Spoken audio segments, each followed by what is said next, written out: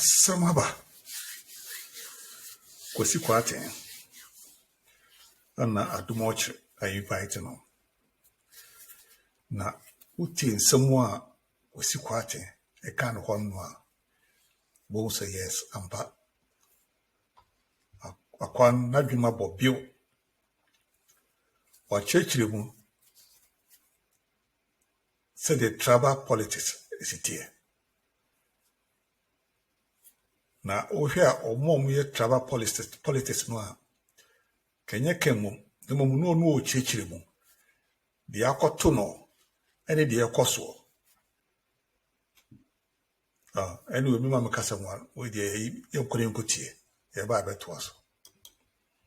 Kwesi Kwatin has joined me in the studio. Kwesi Kwatin is a lawyer and he speaks for Kennedy Agyapong. Kwesi, good evening and welcome to the show again. Good evening, Paul. The reason why you are here is that Kennedy Agyapong, the candidate, is accused of delving into tribal politics. There's a video where he talks about he being something about Akan people, something like that. What happened? I mean, contrary to it, he has been a victim of this tribal politics. Unfortunately, there are some other people who benefit from it. It just so happens that after benefiting from it, they played the Wall Street game, played the victim role, and Ken, of course, appears to be like, I mean, somebody who is propagating. It's just like what we see. I mean, if you go to America, for instance, there are some genuine instances where somebody may have committed a wrong thing, but they hide under the umbrella of racism and want to justify it. So Ken is rather suffering and has been a victim of the political abuses, whilst unfortunately and to the contrary, we have other candidates who are enjoying from same. But these are the facts. The facts are that just yesterday, when he met some delegates in the Eastern region, he reinforced and reiterated and of course raised a concern.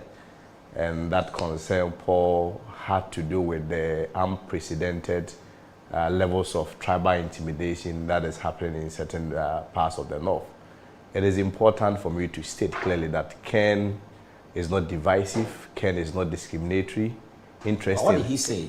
What did he say in the video that created this problem? Yeah, his point was the fact that he needed to raise these concerns, which had to do with the fact that if you go to certain parts of the north, his supporters are constantly being intimidated.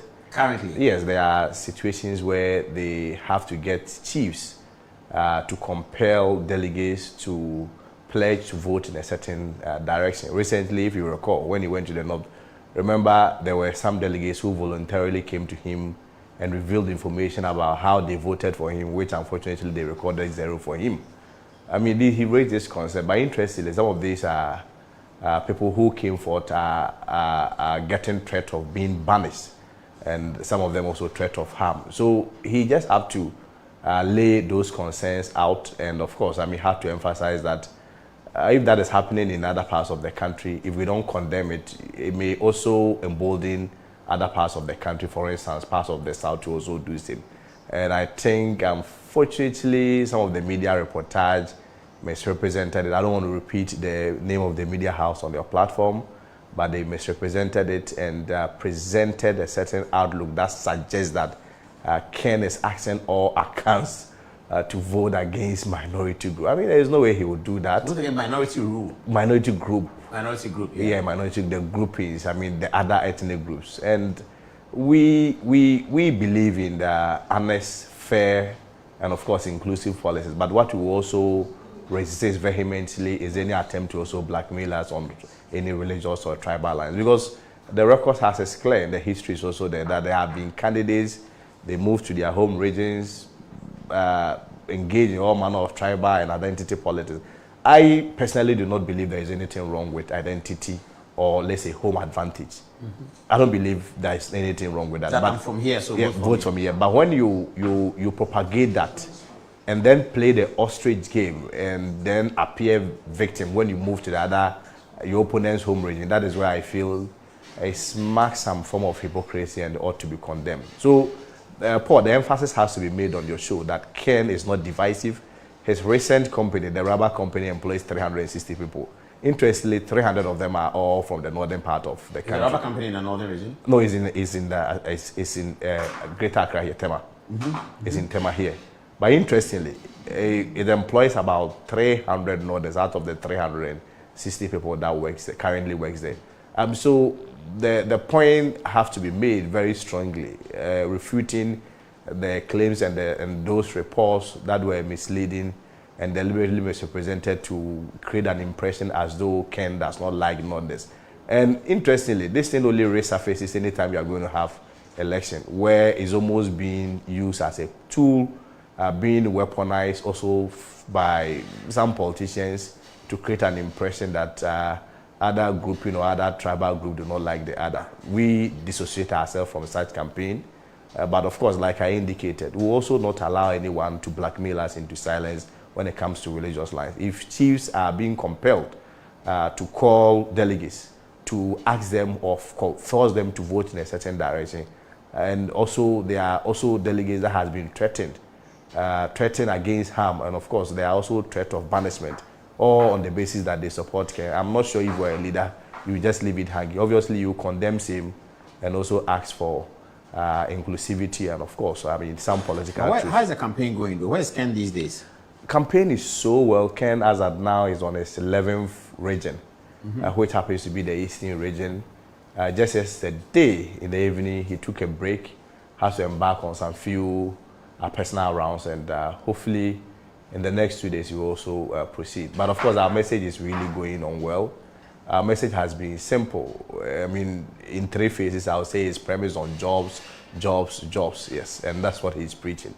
Especially, you recall, Paul, yesterday, the unfortunate incident that happened where young people had to lose their lives in their search of jobs. Of course, Ken is not promising to come and solve every problem in the country. But within the first 4 years that any person will have as a president, with the right environment, empowering the private sector, and of course, taking those bold initiatives and bold decisions, I am very confident that we'll be able to reduce unemployment and create decent jobs for our people. Not only decent jobs, but also even those who are working, who are underpaid. The Ken's principle is that when the economy boosts, which of course there are a lot of job creation, people's salary also going to be affected, and people are also going to live the decent life. So that the American dream that people are living in America, the UK dream that people are living, we can also live the Ghanaian dream. Which is the Ghanaian dream, which is that you will have a job. You have a decent life. Exactly, job. Decent life. Of course, decent life will mean that you at least have a means of livelihood. So that, Paul, if you want to rent a beautiful place, you should be able to. If you want to change your car, or if you want to have access to car, especially after working for a reasonable period of time, say 5 years, 6 years, this should be basic, and it's also basic in other jurisdictions, other countries. There is a global trend, and especially when it comes to our jurisdiction, it's on the rise, where a lot of young graduates have to pretend as though they want to pursue further studies. Most of them, recently I was in Canada, most of the students that go to Canada and other jurisdictions, most of them do not even go to school. They just end up driving Uber and engaging in other menial jobs, all because in their home country, they are unable to live very decent life and the Ghanaian dream. So Ken is of the view that when you name unemployment to the barest minimum, at least the decency that is associated with the human life and of course the dignity that we all deserve, we should be able to get it as God's children. That's interesting. There's a narrative that this MPP race may be too tight. Is it true? I beg to differ. Of course, I respect those views. For me, especially from where I'm coming from, is a feedback to us to ensure that we really work hard. But from how the grounds are and how the delegates are receiving our message, you realize that the delegates is about 1.16% of the entire general voter population, which is about 18 million, because the delegates is about 218,000. If you do the mathematics, you realize about 1.16%. So at the end of the day, the delegates also are listening to what the majority of Ghanaians are calling for. If you sit in Trotros, people are calling for Ken. If you enter the malls, Ken. They say it in a very simple language, especially in the markets. More the Ken buy a better. So I have the impression, I have the conviction that this message is really sinking to the delegates. That yes, all the other candidates are capable. They are all, I mean, very great and nice gentlemen. But within the exigency of the moment, the timing, people are saying that more they can buy a better. And for me, that gives him the added advantage, that credibility, that trust. It's not only about marketability, but it's also an aggregation of marketability and visibility. You know, marketability may just be, marketability will have to be acceptability, and visibility will have to be presence. In the case of Ken, maybe unlike all other candidates, Ken is both marketable and visible. And for me, it gives him an advantage, that presence of visibility. And of course, that aspect where a lot of Ghanaians trust him.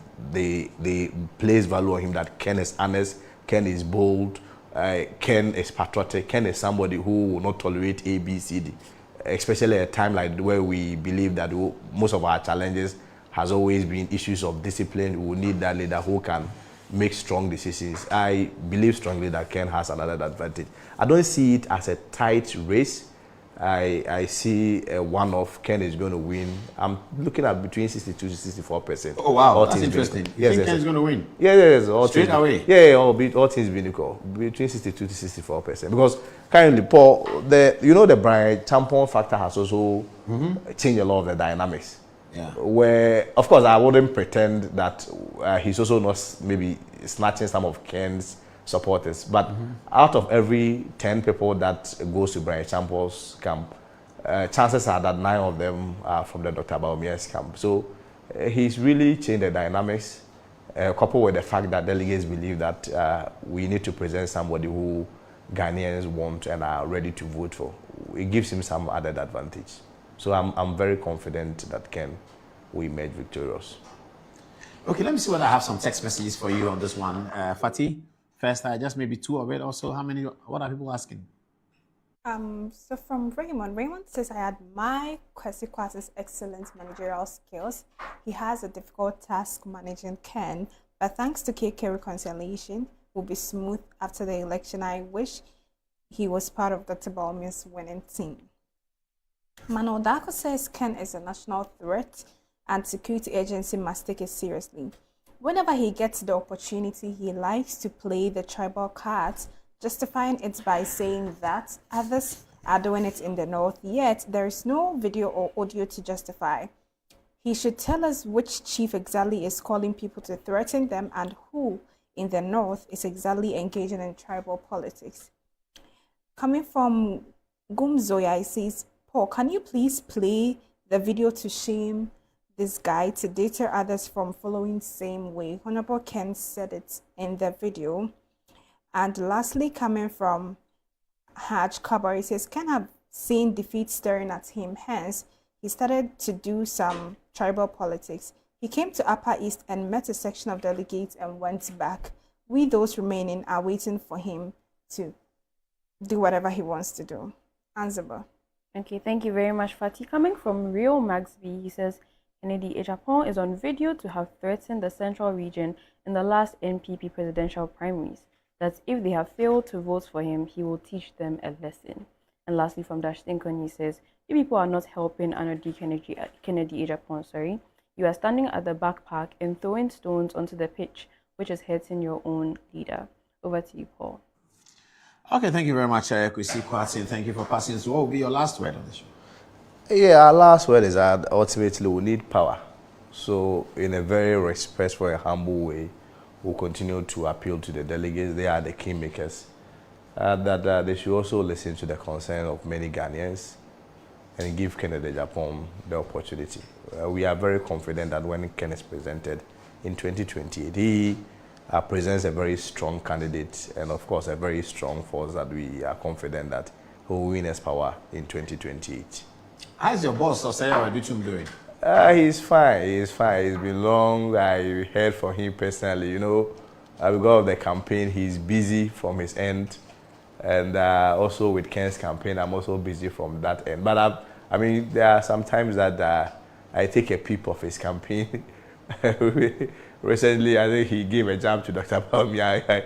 I followed all the back and forth. So yeah, I've been following. He's doing well.